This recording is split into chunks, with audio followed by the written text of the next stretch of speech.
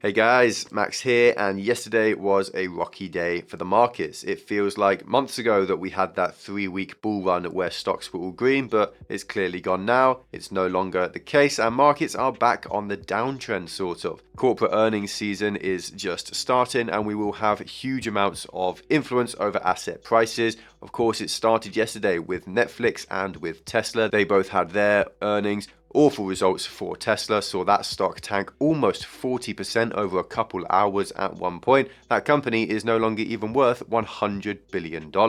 Of course, we also had Tesla's earnings come out last night, and we will touch on it here in this video, but I'm also going to put out a quick full video on that later today, so watch out for that.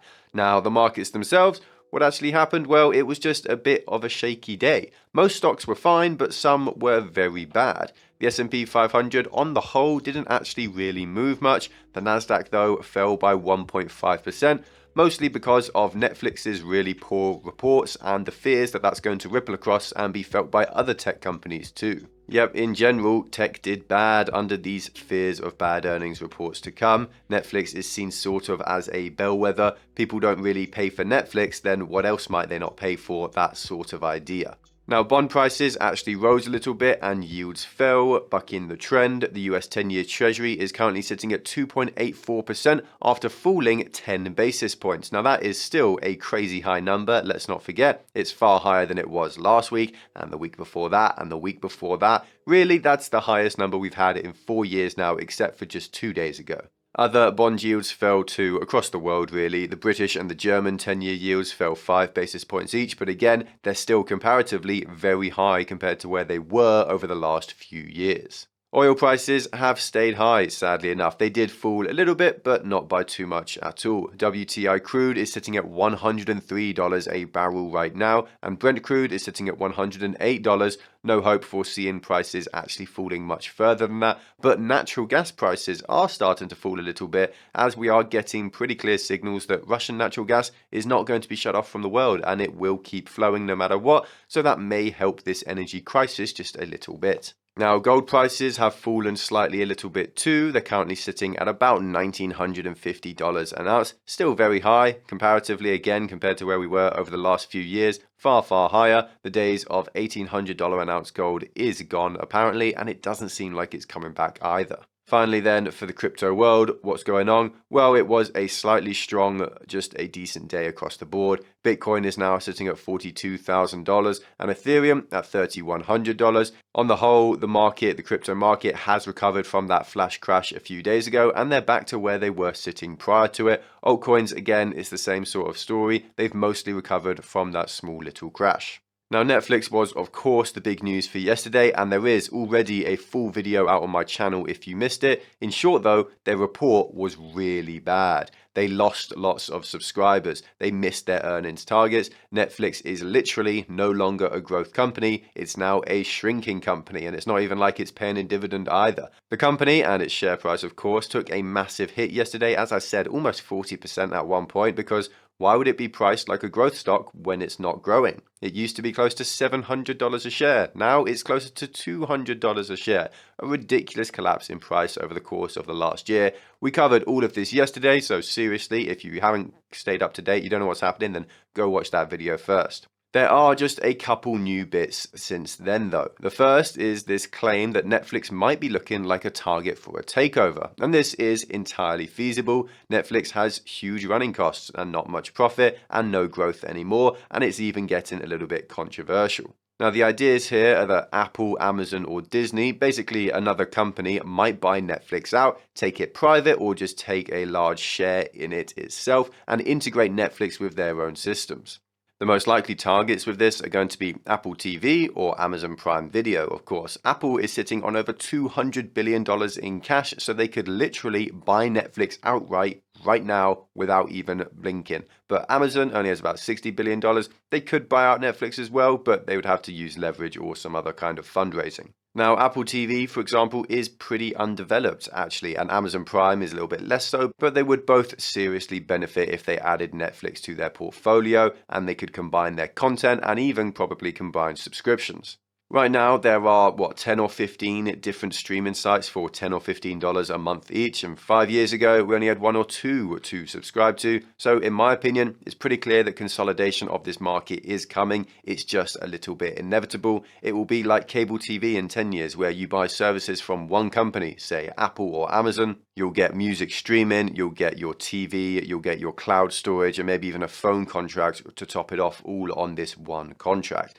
Now, investors are bailing from Netflix for this reason, in my opinion. They are not in the position to become an actual tech company. They are just a media company, and they're pretty much doomed to stay that way unless they seek some kind of a buyout. Now, Bill Ackman made headlines a few months ago because he bought $1.1 billion of Netflix about 3 months ago in January, and he sold his position yesterday for a $400 million loss, which is pretty damn abysmal. Joseph Carlson, who was a big bull on Netflix on YouTube, seems a little bit surprised by this as well. Netflix as a growth stock just isn't too easy to see anymore, and it seems, I'm not 100% sure, but I think he might be taking that out of his portfolio too.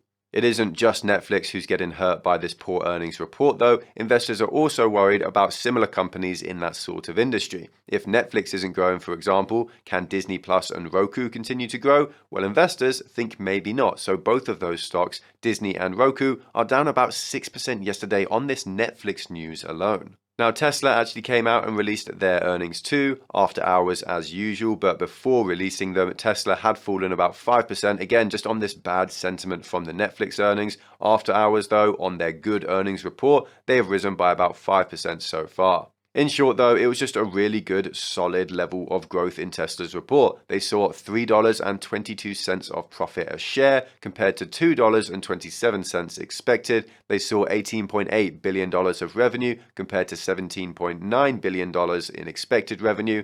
In general, just a really solid report. They're still growing. Lots of income from regulatory credits, though. $679 million.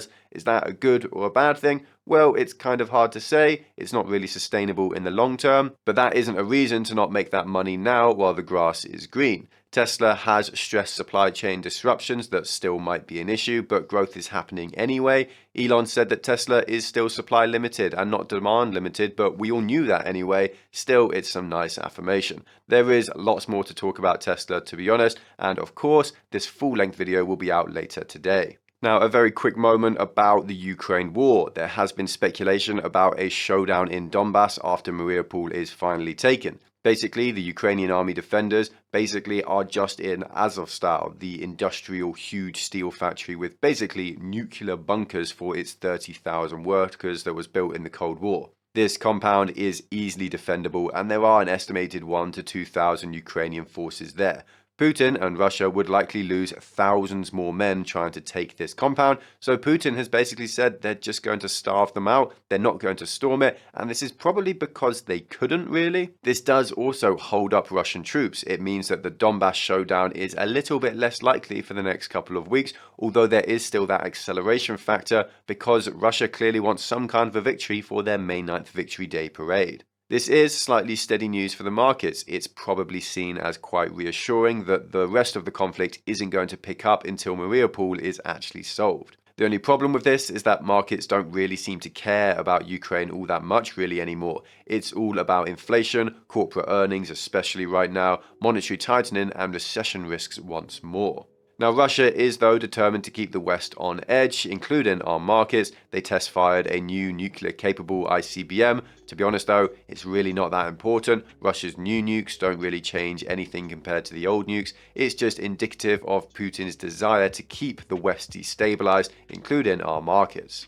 We have seen some new sanctions against Russia on a crypto miner called BitRiver, funnily enough, but again, it's just really not that influential anymore. There has been a continued slow stream of sanctions being levied, but will this actually change anything? Well, probably not. There are already loads out against Russia. Putin clearly just doesn't care, and the war is continuing. If you enjoyed this video, then make sure to like, comment, and subscribe to bless the YouTube algorithm. If you want more content like this, then check out our Patreon and join our community of investors. You get access to our Discord, loads of exclusive content like insight into my portfolio and buy and sell alerts for all my own investments.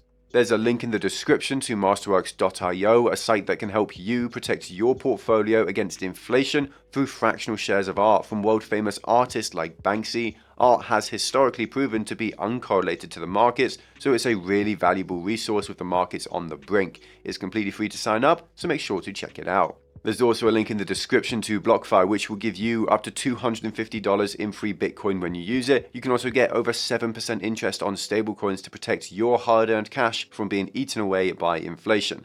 Thank you all for watching. Stay stoic. Until next time.